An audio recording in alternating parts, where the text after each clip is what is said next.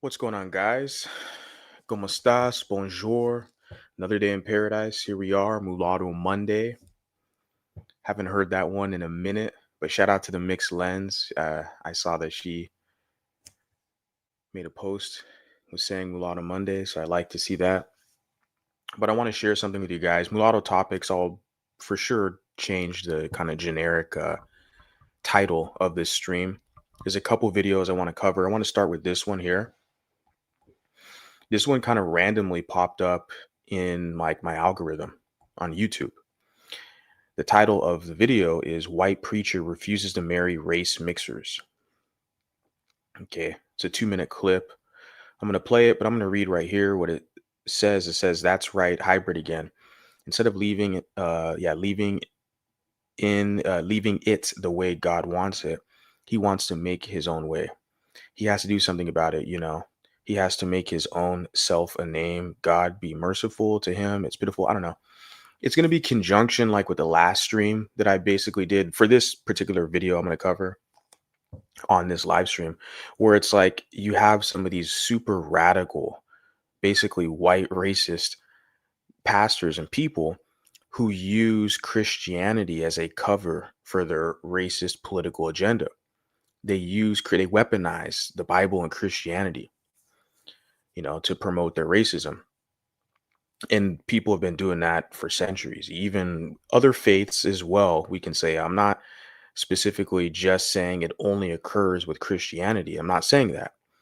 But in regards to mulatto topics and mulatto people that are in the United States or the West, UK, Canada, like we see how there's a lot of these racist, radical, religious fundamentalists, how they use specifically Christianity to demonize mulattoes, right?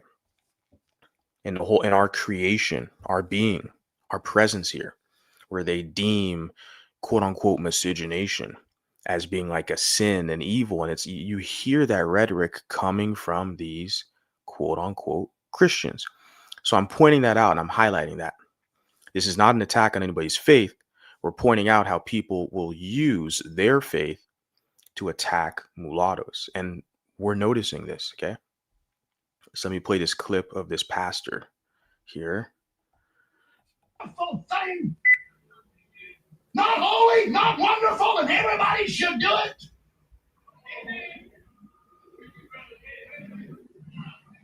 Friends, it's worldly.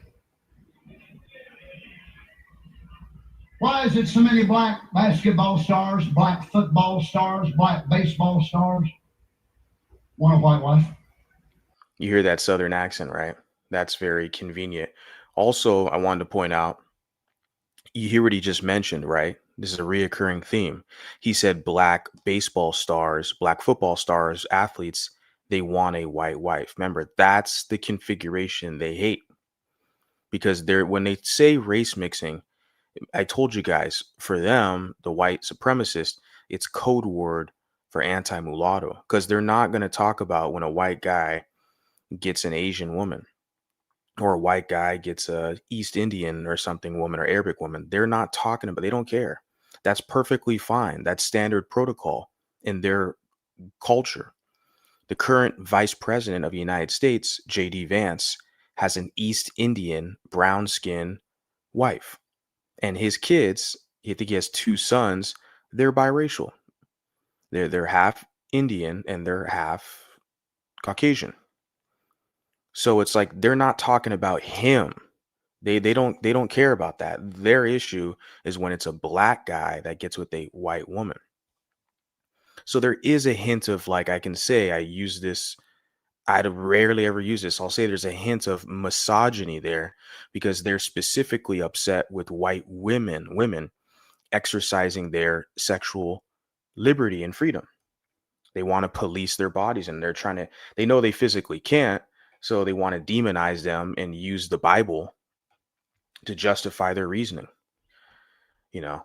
So, but like I said, it all goes back to it being anti-mulatto because they have nothing to say. These other groups, their specific angle with this is anti-mulatto. Okay, let me continue on here. Why?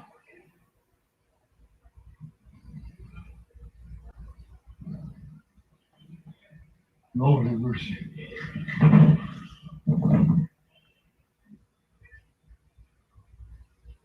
It's another defiance of God's law. It is a worldly way. And then it creeps over into the message. And he says it's a defiance of God's law for two different human beings to connect with each other and start a family. You know, all of a sudden to them, race matters. It's very convenient how that is. But then they try to justify it saying that it's quote unquote God's law. But none of these races can ever point out the scripture, the exact quotation in their Bible. Even like I can go back, whatever the hell this is here, this looks like it's modern day kind of where they say, I think they call it dribble or something. That's a word they use for just like some words put together. But yeah, this is like that's right, hybrid again. Instead of leaving it the way God wants it, he wants to make his own way. He has to do something about it. Yeah, it just seems like this is more modern English speech. It doesn't look like it's like ancient, conversation going on here. And there's no basically quotation or reference to which chapter, which phrase or verse, I think they call it. So that to me is very suspicious. Like, where the hell did he concoct or get this text here to justify his position? He said it's God's law. I was like, where's the evidence of that? These races can never specifically quote. Tell me what's the difference in preaching against bob hair, painted face, shorts, all this, that, and other, being worldly, and we let this worldly means come right in, and we're afraid to say one thing about it. And let me tell you right up front, you young people, you want to marry a black man, you girls, don't ask me to do it. You guys hear that? He said, any of you young people, you want to marry a black man, don't ask me to do it. You guys hear that? So didn't I already tell you that their specific kind of branding of racism, it's anti-mulatto, but it's specifically a kind of misogynistic twist on white womanhood. They want dominion and control over their quote unquote their women. They're like, it's like property or something. It's not your women. That's what you guys are finding out. And you guys and other groups will say that as well. I don't even use that terminology. I say that female counterparts, right? There are basically female representation. There's no ownership here. But some of these people, you examine them, their speech, they make it seem like that's ownership, like it's their women. But yet they're your mom. They give birth to you.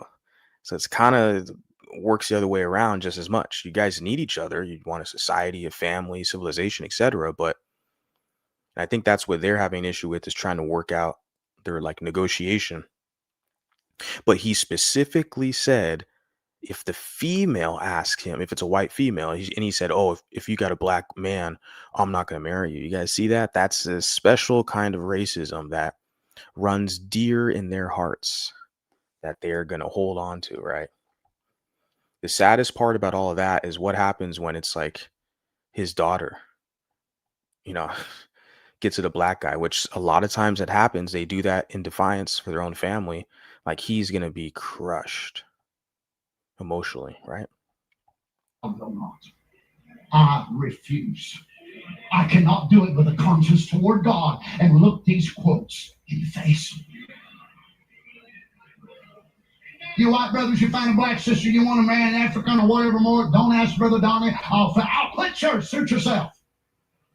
So now he's going into reverse. He's saying his white brother, you want an African. Okay, so now he's basically, okay, he's going to make it across the board. See, he didn't start out like that. He started out talking about, why do all these black guys, they're athletes and they get a white woman? Well, those guys, those athletes, I mean, if they're making money, they have social status, they have other men who look up to them, they have status, and they have money. So it's like, well, they have a lot of options. They can get basically any female they want. They're in a majority white country, United States. So just logic would tell you they're going to be surrounded by more white people, especially in the football, because you look at the football stadiums, they're filled with white fans. Yeah, most of the talent is black male, in NFL, whatever, but the fans are all like white and everything, and the cheerleaders are all white. So they're surrounded by white people in those circles. So it's obvious that they're just going to have more access to that population, unless if they're playing football somewhere else in the Philippines or I don't know, you name it, like they'd have a different group of people they'd be surrounded by. I'd rather you quit than me get in trouble with God. Well, glory. He said he's going to get in trouble with God. So someone recorded this channel. I want to show you guys the title of this channel. I think you guys can see that. Yeah. It says right here, anti-race mixing media. That's the channel name. Okay, 6 years ago, this video was uploaded. Someone recorded some pastor. Anti-race mixing media. Okay. And then this comment here says absolutely base. And the guy puts here, like I said, AKA it's the Kalergi plan. I've covered that numerous times on this channel and my other channel as well. The Kalergi plan, the Kalergi planner, that's the conspiracy they push. Remember, and they frame the Kalergi plan as being like a mulatto agenda. Because Kalergi, I believe, yeah, it's this is what they're pushing now in their circles. And it's this fear of mulattoes. This comment, I wanted to read this one because I thought this was quite interesting. It says, I'm a black woman and I completely agree with your message. It's not about hating people. It's about preserving your bloodline as you should. 4 years ago, this black lady got 28 likes. So she's agreeing with the white man. It's very convenient. And he's saying that he's against race mixing. And she's like, well, she wants to preserve her bloodline. We come from kings or queens. Like, what bloodline are you trying to, what is this bloodline's purpose even? I don't get it. He says exactly. And it also preserves true diversity.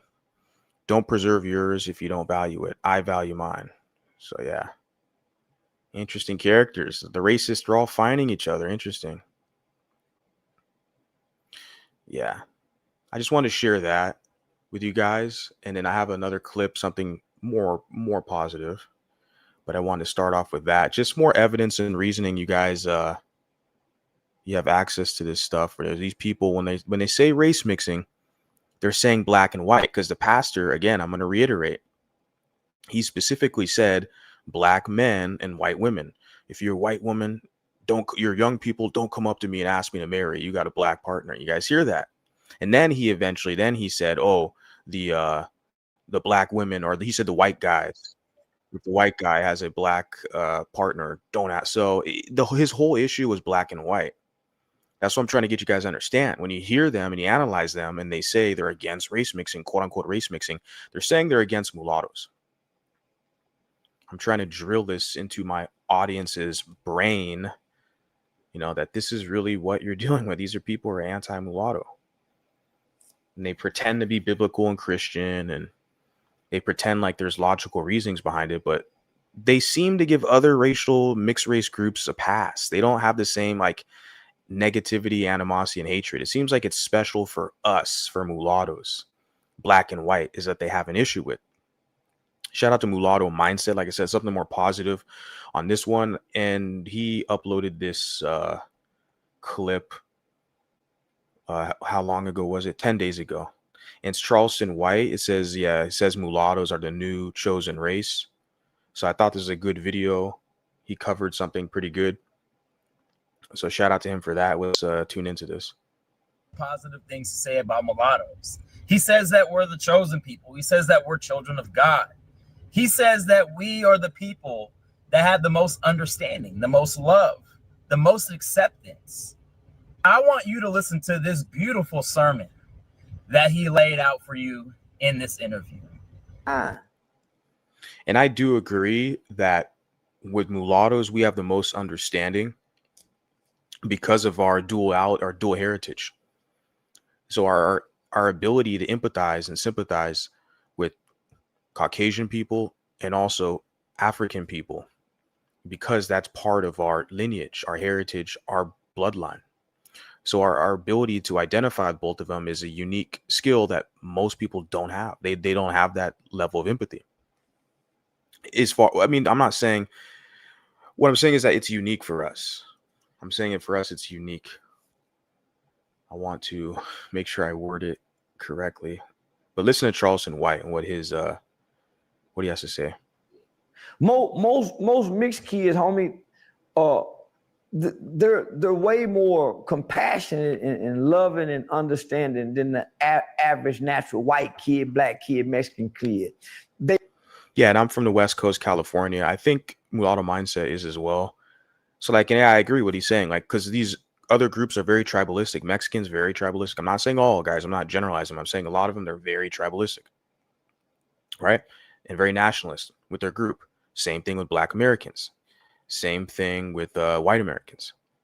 So, but then you have this kind of wild card, I can say. You have a mulatto or dual heritage. Like, we're interesting because it's like, well, we're compassionate. Yeah, because like we have family that's white and family that's black. We grew up around them. So we can empathize and sympathize with both groups, where other black guys, I'm going to repeat myself, other people don't have that same type of, they don't, I don't even know how to say it. Other groups just they can't relate. It's, I wish I could articulate it the best or better than some other people possibly can. But for us, what I can say, it's ultra unique.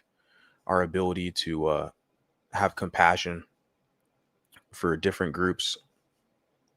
They really don't fit into those groups, and they new to the world. So if you know. And then now right there, he said, well, we don't fit into those groups. Yeah, for sure. Some people do, some don't. That's what a lot of us are figuring out as life goes on. But he said we're new to the world. I doubt that's not accurate. Like, mulattoes have been here for centuries. Just as long, even before, even like mestizos, who are a recognized group, or Latinos, you want to say, recognized group, right? These lands in this Western hemisphere was all indigenous territory, native tribes, right? And then Europeans came over to this part of the world from Spain. Spanish, Portuguese, French, and English came over here, and they started mixing with the native population. So these Latinos, like, if you're not gonna say they're new, are you? But why is he saying, well, the mulattoes new? We've been around just as long as Latinos have in this part of the world. And even for us, we've been in Africa when Europeans and Portuguese specifically sailed. Henry the Navigator, 1400s, went and sailed in the Gold Coast in West Africa. And then even prior to that, Arabic people were mixing in with African groups. So we've been around a long time. Excuse me. I actually saw a comment on TikTok earlier from a gentleman in the live stream. And he basically said, he said like Ethiopians, ancient biracials. It's like, yeah, I can't disagree. I can't disagree. He's absolutely right. Because Ethiopians, the Horn of Africa, yeah, there's a lot of mixed people there. They've been mixing for generations with Arabic and African. So a lot of Ethiopians have that mixed aesthetic, if I can say that loosely, mixed aesthetic, because some people will argue with you about that. But yeah, it's very obvious. You look at them, their phenotype, how they're unique in their phenotype, and that's because they have genes from Arabic people as well, not only African. So they've been around. I'm saying is that these biracial people, they've been around for years, thousands of years when you examine like in the Middle East and Africa, right? But in this part of the world, the mulattoes, we've been around as long as Latinos. So we're not like new. I'm trying to get people to think about that. Like, centuries and centuries, that's not like new. But that's Charleston White. Let me continue on. Most mixed kids, homie, they kind of gravitate toward one another, but they never really fit in nowhere. So they're the new race of people that's gonna be able to be friends with everybody. White. He said that's the new race of people that's gonna be friends with everybody. I agree with that. Not the whole new race aspect he's saying, but that we're able to be friends with everybody. Yeah, because you could talk to most mulattoes. We have friends from every background. My best friend is Chicano, American. And we have friends from all backgrounds. That's one of our unique, qualities is our ability, like I said, sympathy, empathy, ability to relate. So mutability as well. People not going to be able to be friends with everybody. Black people not going to be able to be friends with everybody. Mexicans won't be able to be friends with everybody. Arabs won't be able to be friends with everybody. Yeah, and I think it's because the polarization with politics and tribalism you see in nationalism as well, which is rising in different parts of the world. So because of that, people are kind of what they call circling the wagons is an expression. They say circling the wagons or putting the gate up, right? So they're going to exclude people, kick people out, or it's like the mulatto where numbers are growing vastly. We're definitely more welcoming. And sometimes that happens, that's to our own demise, okay? If we don't gatekeep and to a certain extent police, because we have to protect ourselves, preserve, have some integrity. But just diplomatically, I think our ability to sympathize and empathize with people is very, very strong. So I agree with what he's saying, Charleston White, that our ability to connect with other people and stuff is it's really good quality. The mulatto mixed kids will be able to be friends with everybody. They're gonna. And you see how he highlights mulatto. And I'm pretty sure that's why Mulatto Mindset found that clip and was happy to share it. And he's done that in other clips as well. Charleston White, he specifies mulatto, that mixture, right? That's European African. So yeah, and he said we're going to be a special case where we'll be able to empathize, sympathize with everybody. Yeah. We just have to make it to where it's not used against us to fight other people's battles and to do their bidding, right? We have to make it to where it's like we can be stress diplomacy, lead with diplomacy, but at the same time have our integrity intact and have an agenda that serves us, have this concept of personhood. It's new to a lot of people, this idea, but I know it's going to grow. I know it's going to grow because the consciousness is just not going anywhere. It's just growing stronger as more and more people acquire this information. We learn history, we galvanize, we start to advocate. It's just it's only going to grow. It's just inevitable. Be the peacemakers of the world. Y'all watch and see. So tell me your thoughts on this, because of course, planes just been in existence. Those are God's new chosen people, by the way, mixed kids. So I'm going to ask you this because we have. He says God's new chosen people are mixed kids, that we're going to be the peacemakers of the world. And that's why there's a lot of people, the racists in society, the monoracial racist, whether they're white or black, why they're spreading a lot of negativity towards mulattoes. Like the other comment section, there's someone put the Kalergi plan. That's what the white nationalists will say, that we're a conspiracy, right? A Jewish conspiracy. That's what they'll say. So like you're going to get a lot of hate from them on that side because they hate the fact that we can bring people together and we can kind of build bridges with people. They hate that.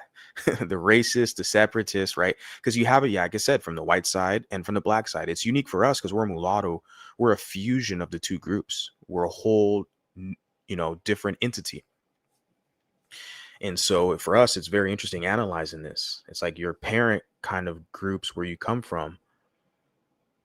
In certain circumstances, they're fighting with each other, etc. But here we are, and we're like, okay, well, we have an ability to bring people together, to bridge cultures, bridge groups. Like I said, for me, I stress to not get too, to dabble too much into that altruism because you don't want to lose sight of your own humanity and autonomy. But I think leading with diplomacy is very, very beneficial, but we have to get something in return. I think none of us have asked that question. Well, what the hell we get in return? Until now, the consciousness growing, they realize, well, wait a second, I need something out of this too. So that's kind of what I stress. I think it's good that we can connect with people and build bridges, etc. But we also need to have a foundation, something that's for us. And it's currently missing, but it's going to change for sure. Ability to fly to different countries now and mixed races. How do you feel the world's going to look in 1,000 years? Like the mixed kids. Oh. Those are God's new people. Those are and that's why I wanted to reiterate and state that, yeah, A lot of people hate that, like the racist, monoracial racists from both sides, black and white. They hate the fact that the future they're going to see more of us, in that's we're going to be a representation of the United States, England, and the Caribbean islands, even in Latin America, some places, and places in Africa as well, on the coastal region specifically, and in places in, like I said, in Europe, etc. Like people are they hate that reality that it's already inevitable. These groups, they see that and they're fearful of that, right? That's why we get a lot of hate at the microcosmic level, because they intuitively, they know, they see, okay, we're growing fast, we're representing nations now, political leaders, and just the media. We're dominating sports and media, television, arts, and sciences and music, etc. So they look at us, they know, well, we're representing basically them. In a lot of cases now, we're the future. And so it definitely, that's why we think we get a lot of hate and pushback. People are scared of that, and they hate that. The fact that we're beautiful, mulattoes are beautiful, and that we're the future. People who won't have the hateful hearts like the white Americans, like the Russians, like the Afghanistanians. The mixed people will be the new people who God can say, God damn it, I got it right. I'm not going to argue. I'm not going to argue. You know what, Mr. White? I think you're absolutely correct. When God mixed that white with that black, he came up with something incredible. He came up with one of the most loving races of people out there. And I am so proud to be a mulatto. And Charleston, thank you for being an excellent spokesperson. Yeah.